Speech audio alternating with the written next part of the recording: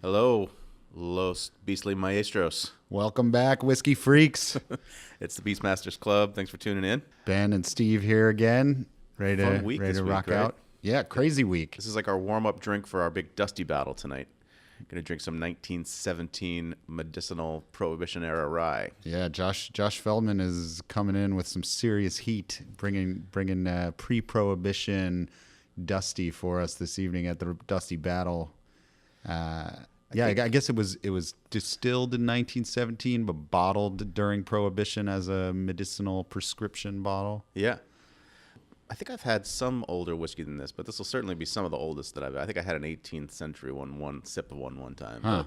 But this will be For many me. the oldest whiskey anybody's tasted. Definitely for me, it'll be the oldest by Yeah. far. Yeah, I've had some from maybe like 50s or 60s, but that's about it. Yeah. So looking forward to that tonight. The Four Roses barrel has arrived. Yeah, and that's why we're talking to you all now on this podcast. Must have been the roses. Must have been the roses. It's amazing, honestly, and we're gonna follow up our little intro here with an awesome interview that we did back in March yeah. with Al Young at Four Roses when we picked the barrel, because legendary Al Young was good enough to actually do the pick with us, That which was so was much super fun. Really fun talk too.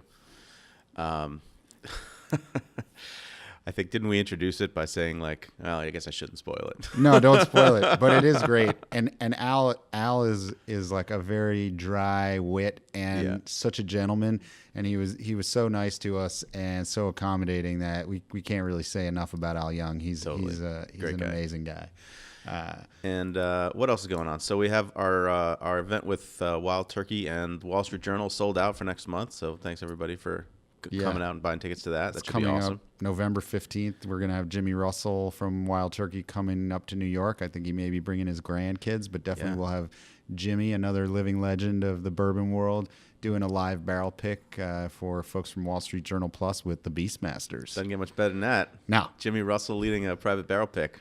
Once in a lifetime kind of amazing opportunity for people. Totally.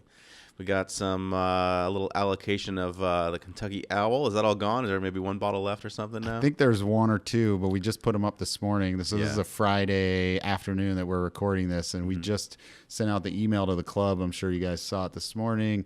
I think most of them are gone. I think we only had a small allocation, but there might be one bottle There left. might be one or two left if anybody wants to scoop one up. Good rye. Low pricey at about $200, but not a lot of good aged rye out there. This stuff doesn't come around very often. At 11-year, don't want to miss it. If you have the budget, treat yourself. It'll be a nice pour for the holiday season. Totally. Yeah, what else do we have going on? Well, just again, got these Four Roses bottles up on the store. They've been going really fast. The Must Have Been the Roses. It's an incredible 121 proof beast of a bourbon. Amazing finish, just all around kick-ass bottle. There's still a few left. They've been selling really fast, so if you're hearing this and you want to get in on it, haven't had a chance yet. Beastmasters Club /shop. That's a tongue twister. Slash Beastmasters Club /shop. Say that 6 times fast. Sweet. Yeah. Anything else? No, that's about it. But enjoy this interview we did with Al Young, talking about the barrel pick. He talks a bunch about the barrel that we picked and the process that we went through, and you'll get to hear him talk a bit about the bottle that you might have, and you can sip along with him and us. And also, he talks a bunch about the 50th anniversary bottle that he put out, Al Young's special edition, limited edition. And this was a few months before it actually came out, and he was just talking about how they put it together and what was involved in it, and that's really interesting too. So if you have one of those, this might be kind of interesting for you as well. Sweet. All right, so here's the interview with Al Young, and then stay tuned afterwards. We're going to pop open our bottle and do a few tasting notes. Cheers. Cheers. Beastmasters Club, experiencing the world's finest whiskey, one bottle at a time. All right, here we are with Al Young at Four Roses. Thanks for chatting now. Yeah, thanks for joining us. Thanks for having us in today to pick the barrel. This was really fun. And getting to do this with you is a special treat. Well, we try to make it a unique experience any chance we get. And this was a good barrel pick because you had a lot of equally balanced barrels. Mm-hmm. And, you know, the one that you chose was the right decision for the group because it's something that you think that the people that are going to end up with the bottles would like to drink. Yes, for sure. Yeah, I mean, we try to keep that in mind, what the folks that are in our club and what they like. And I think we also have some personal preferences. I know we like the high rye stuff. So, Al, 50 years ago, when you started at Four Roses and dreamed that one day 2 Jewish boys from Manhattan would come and put you on a podcast, congratulations. Yeah, thank you. That dream has come That true. dream came true for you. It did. It really did. Fulfill It your really wildest did. fantasies. I had no idea who the 2 Jewish guys would be, but I'm awfully glad at you two. Oh, thank you so much. Yeah. So how's everything going? You enjoying yourself? Yes, very much so. All right. The 50 years has been a ride that I wish everybody could experience. It's been a time when you could watch the industry in decline as well as rebirth. So, you know, it's fun that we're here at Cox's Creek in the warehouse section of Four Roses today because this is one of the true survivors, as is the distillery of that period. A lot of the old distilleries and warehousing units and everything kind of fell into disrepair and weren't used. Right. And now we see everybody clamoring to try to build back capacity, build back warehouses, trying to ensure that customers get all the bourbon we can produce. And is it nice for you guys to see people getting interested in the craft that you've been involved in for so long and seeing it elevated a bit and people taking it a lot more Exploding. seriously over the last decade or so? Well, you know, it is, and you brought out a good thing there, people becoming interested again. It used to be that we ask questions among ourselves that people who are interested in the category are asking now. What Right. warehouse did it come out of? What rick was it in? What was the barrel's position in that rick? Was the warehouse facing east or west? Right. I mean, we get all kinds of questions. So let's ask all those questions. So what did we get? We got OBSV. We'd have to right? take a look at the barrel and Wait, see I have exactly. the notes. We got it was Actually, from I have M, them. warehouse M, rack let's 4, go. right? It was OBSV from the 4th tier of M warehouse, rack 50, barrel C. So what does that mean now? Well, basically, what it means is, if we can go ahead and look at the code. The OBSB stands for, the first letter is O for Old Prentice, which is what our distillery was called at one time. The second letter would be either one of our mash bills, either a B or an E. The B stands for High Rye. The E stands for High Corn. S stands for straight distillation, implies you're using a still column and a doubler. And then the last letter, the V in this case, would stand for one of those 5 yeast codes that we have. So this one is a fruity yeast code, the V. So when you put it all together, it's OBSV, which is a carryover from the Seagram days. And they had a code and used as a signification for just about everything they produced. Okay. Okay, so a friend of mine, Ari in New York, is a huge Four Roses nerd, and his theory is that the 5 letters for the yeasts are from the 5 distilleries that Seagram's acquired. And Any use truth those to that? yeast strains. They don't exactly match up with the names of the distilleries, but it is true that each one of them had something to do with each of those distilleries. Little places like Cynthiana, Kentucky, Right, Cynthiana. and Athertonville, and of course Lawrenceburg, Kentucky, just to name a few of the 5. But as it turned out, all of them had the capabilities of using all those yeasts. Okay. So as time progressed and those distilleries went away, either from deterioration or, you know, they sold off the property, those yeasts were absorbed and sent to one distillery, which happens to be Four Roses. And they were part of the sales agreement when Kieran purchased Four Roses from the group that had it at that time. Okay, so they bought all those yeast strains. That was part of the. Well, they was part of what proprietary. were getting. They became proprietary. I gotcha.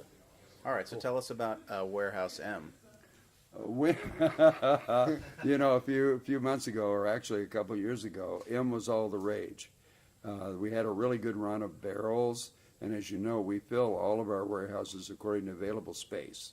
So there's not one warehouse designated for in this case, private barrel selection barrels, or for single barrel or small batch or pulling the from 80 all over the proof. place as We they're just put ready. them in wherever there's space for it. And it's carryover from the old days when you never put all of your day's production into one warehouse because you were afraid of fire. And if you wiped out a whole day's production, you lost age, you lost everything that had to do with that day's production. Right. So M was the most favored. We had a good run of some different codes that people preferred. It got to be so bad we were thinking about, so popular, bad in a good sense, but popular, that we were threatening to go out here and write M on all the warehouses. So we picked something popular. Picked a trendy, Yes, trendy yes, warehouse. You're on Yes, trend yes. for what you said a few years ago. You had a big run of M's. Well, it's just a couple, just okay. a couple of years ago. Interesting. Someone liked it, and we appreciated that, the idea that they liked it. Uh-huh. And they put it on the internet and everything, and, and you know, everybody. And People then call in and everybody say, "I'd like to get some barrels out of M warehouse, please." Do you get a lot of crazy requests from people when they come to pick a barrel asking where things are from?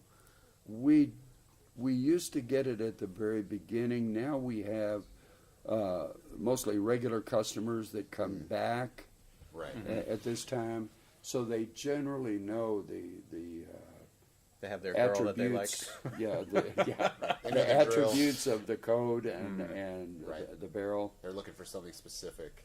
Usually, and we try to provide that.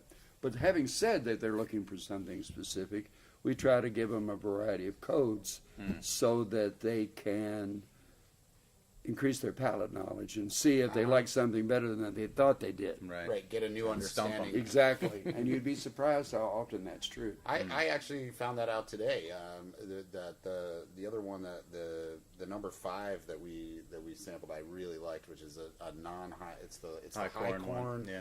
And I think it was the F is the herbal. So I really liked the mix of the high corn and the herbal because it came out really smooth and chocolatey, very flavorful and rich, and I really liked that. And I was going to ask you to define what you thought herbal should be. Uh-huh. What was it for you? It had a nice kind of like licoricey finish, anisey, something in there that had that more herbal tinge to it. But it also had a nice deep, rich sweetness to it. So it was a good balance, I thought, of flavors in that 5. And the reason I ask you that question is people's interpretations of words like floral, herbal, Sure. Uh-huh. you know, Totally different, and someone was saying earlier it was like an old candy. Steve was Well, saying one of the that ones we for have. number now three. and laters, yes. Number 3 Striking. was more like now and later. Yeah. you know? Yeah.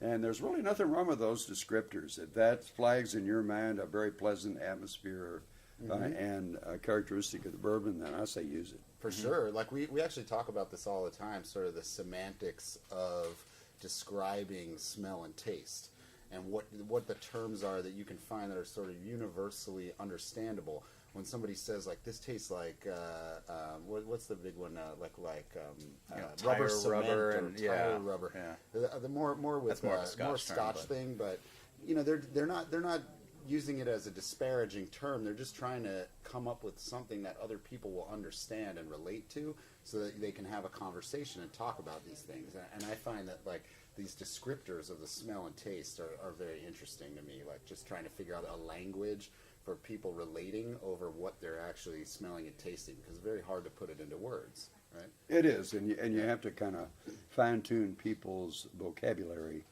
and their understanding of the words that do these descriptors. There's a list of about 300 terms that are used to give you defects in fresh distillates, for example. Right. And They're technical terms that people not use. not really. They can rank right up there with tennis ball, The tennis ball Right. can. you know, fresh like the grass, Uh-huh. something that may not be the classification you're looking for in a fresh distillate. Sure.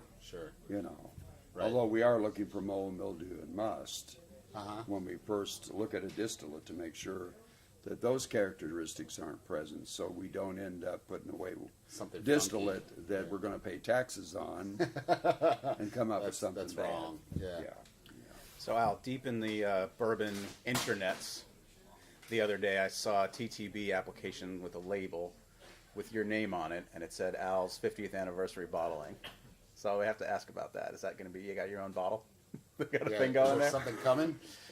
You know, it's kind of hard to polish yourself or brag on yourself at all. So I guess the best way to answer that is to say it was a collaborative effort between Brent Elliott and myself. I originally came up with the ideas of what I wanted in a bourbon to mark that 50th anniversary. I personally didn't ask for any of it. They volunteered that they wanted to commemorate it in some way. But then they asked me, what would you like to have? And I said, initially I said, I want something that is unlike anything we've ever done before.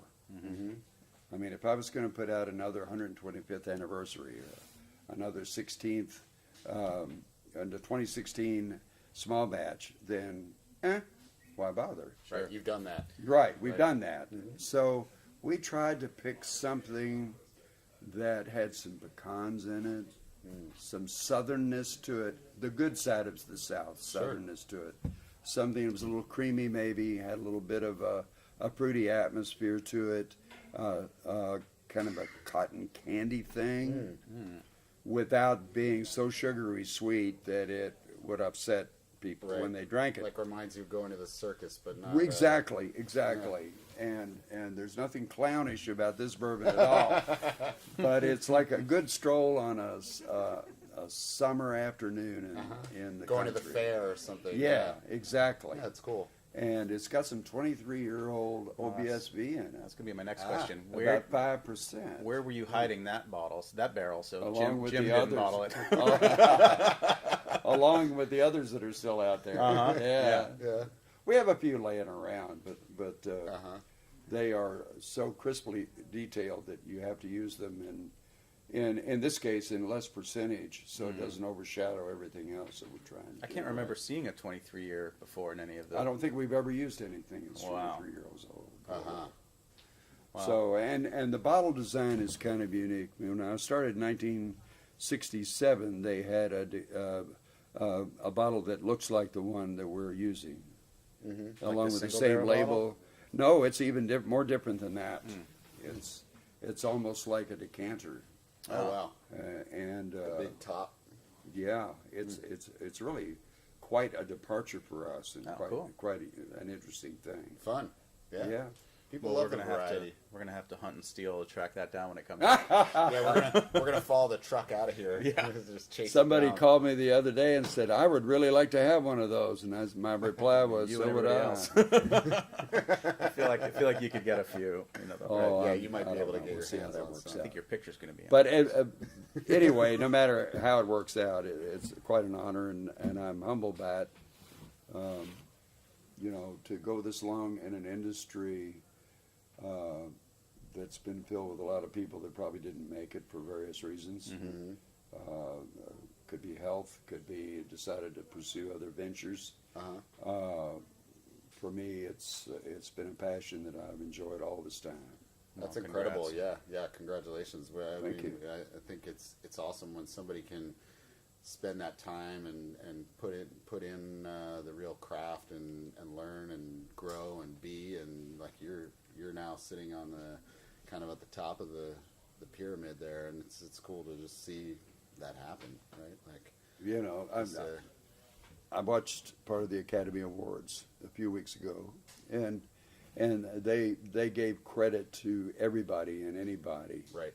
And I almost feel like I want to do that too, because you can be in charge of something, but the people that work for you and actually do it 24 hours a day, 7 days a week, are the ones that really deserve the credit, because they're the ones that are making sure that the right amount of malt, corn, rye get into the liquid in the initial stages of cooking, that the still pressure's the right pressure, that everything all the way along the way is right. Sure. And so It takes a big team. I think I was quoted one time as saying in some small way I helped with that, and I mean that. I mean it's really a good feeling. Great. We had a great talk with Eddie Russell yesterday, and he was saying the same thing. I mean, he's saying Sure. he's saying back in the day, you know, it was Jimmy and Elmer and Booker No, and he had and he was you know, he's saying like, there aren't that many of us that saw it come from there, but you know, to where it is today. It was a real special time. So it's cool. It sort of preserved a craft and something that's uniquely American, which is also really cool. Now, the appreciation is worldwide and being picked up everywhere. And I think that's great to see. You know. Well, some of the process elements have been changed with time and technology to make it easier to do, but the overriding concept for quality and exactness of product and trying to keep everything the same has not changed. Right. Still trying to make the same thing. Exactly. So as we go through changes in personnel, changes in the way we market stuff and whatever, the product is still the same as it was. Right. Well, speaking of changes in personnel, how's Brent doing? He's got big shoes to fill. You're going to keep him around? We thought we might. Yes, we thought we might. He brought a lot of energy to it in terms of his knowledge of the sensory labs and all of the whiskeys. And he and Jim had worked together very closely for a number of years before Jim retired. So when I talked about the quality of the product, it will go on. Sure. It's going on just like it was. There was no before, there is no after. It's Right. just that same attention to detail and quality. Great. Yeah. Thanks so much for talking with us. It's been thank you. fantastic. Anything else we should ask? What did we miss? Anything else we should know? Well, there probably is, but that's probably going to be reserved for another book. Sure, that's great, and we're going to be glad to come back and turn that page with you. Well, thank you. And it's a pleasure to have you guys come out today. Yeah. Thank you. We had a lot of fun with the barrel selection. You know, I'm thinking that that what the future holds for bourbon is nothing but an uphill ride right now. Yeah. Absolutely. And it's going to take all of us making it do that. So thank you very much. Yeah. Could we ask you a Taking huge some favor time out. and have you say this is Al Young and you're listening to Beastmasters Club? This is Al Young, and you're listening to Beastmasters Club. All right. Yeah, thank you, Al. This has been great. Thanks for having us. Appreciate it. Yeah, absolutely.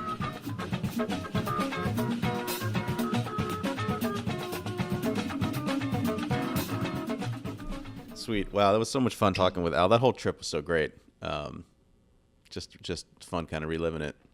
Yeah, unbelievable. I went back and listened to the interview as we were getting ready for this, and I was just thinking back on it and realizing like how much fun we had, you know, and just what a great guy Al was. And he's just so funny. Like he has this very calm way about him, but he has like just a way of making everybody feel at ease, and also kind of giving you all of the things you want to know, but not seeming like very know-y.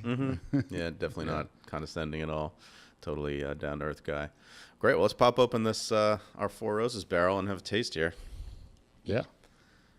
Yeah, that trip was so much fun. You know, Dan and Jason and Jeff and Jay and Dana and all the people who came down. That was super fun. And we'll have to find we have a high bar for next year. Maybe we'll have to do Isla or something for our Hot Pickle Society trip. Yeah, let's not limit ourselves. We could go back to Kentucky and then Scotland. That's true. Maybe there's a Cheers. direct flight.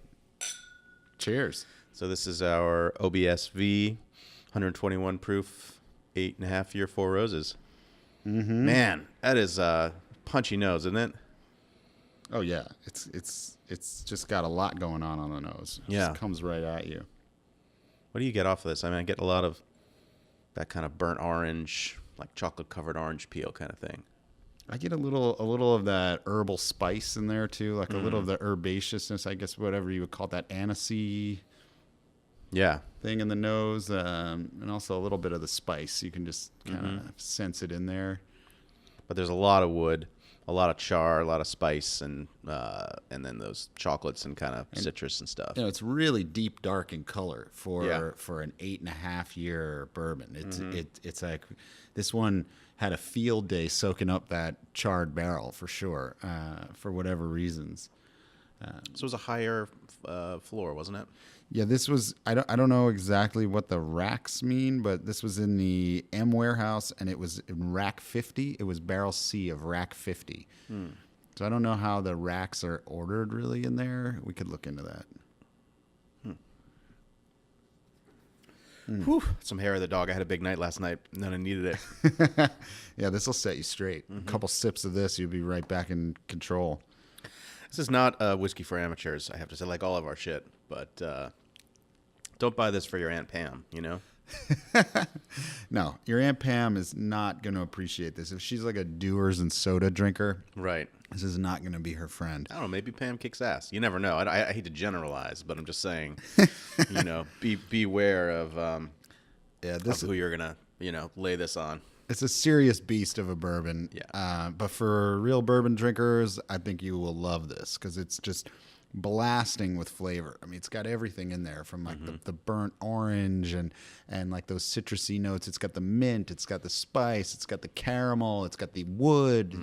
It's all there in abundance. And even though it has all these big punchy flavors, super well balanced with a nice long finish. Long finish, really long. That's what I remember from the tasting. Like there was a couple that were good, but this one just had that finish that goes on for days. Yeah, and the finish has like a nice kind of, it has a good burn, but also like a good caramel notes in there and the chocolatiness in the finish. It's nice to just kind of savor in your mouth.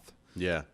You know what I find with these barrel picks too is that I've had this bottle open for a couple of days because I just couldn't wait when we got it, and they really grow on you. There's something about our picks. The difference is kind of tastes subtle at first, but then as you get your way into the bottle, I just enjoy it more and more.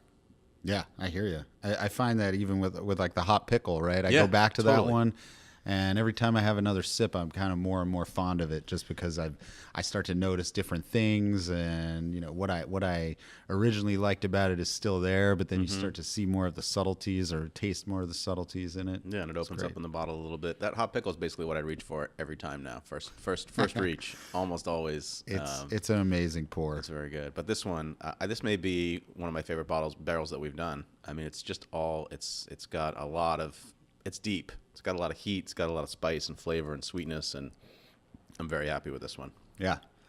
So we hope you guys are enjoying it, and hope as you listen to us, you've got your bottle and you're able to crack it open. Pop it if open, you put on some haven't, Dead. Yeah, exactly. It must have been the Roses, our little nod to the Grateful Dead. We're both huge Dead fans, so I mean, we couldn't do a Four Roses, our first barrel, without some kind of nod to the Dead. And yeah, if you guys don't have one of these yet, if you haven't gotten one and you're listening to us and you're like, oh man, I'd really like to get one, there's probably a chance that you can. Just go on to our site, beastmastersclub.com, go to the shop page and fire one up for yourself. Yeah, what did we take home? 170 of these or something like that? Something like that. 162 maybe 40 left or something. Something like after that. half a week or something. So something yeah. around that. I think we get sold on it. Yeah, we sold 80 in the first day that it was released. So thank you guys also for supporting and buying the bottles. It's great to see such like a huge, what would you call it? Huge enthusiasm for what we're putting out there.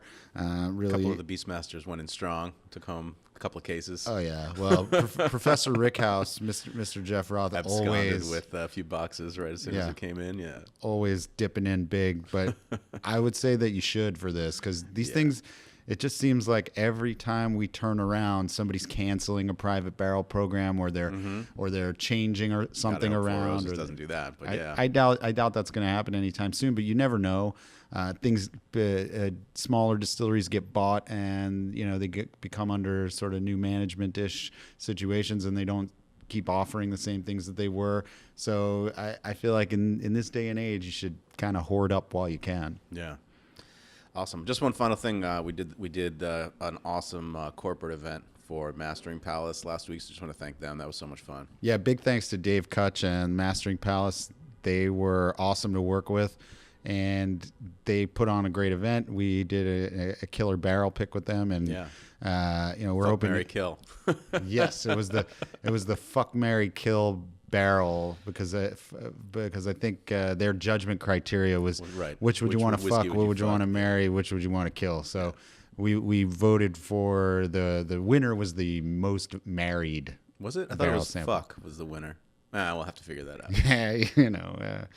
Well, But, if you get married, you're probably gonna fuck. But it was, but it was sort of our first like straight corporate event, I would say. We've been doing a lot of these just for the podcast and stuff, but I thought it was super fun. So if anybody out there, if you want to have Beastmasters come, if you work for a company that wants to do a barrel pick, maybe give some of the bottles out as gifts, hit us up. And I'd love to do more of those. Yeah, or even if anybody wants to do a sort of a private tasting for an organization or for themselves or something, we're open to whatever's out there. So we're pretty flexible. Let us know if you have an idea or think we could help you out in some way. Just reach out. We're easy to find on the site. You can get us or info@beastmastersclub.com for email, or we're all over the social worlds. Sweet. Yeah. Well, cheers. Cheers. All right. To the Thanks, roses. everybody. Until next time.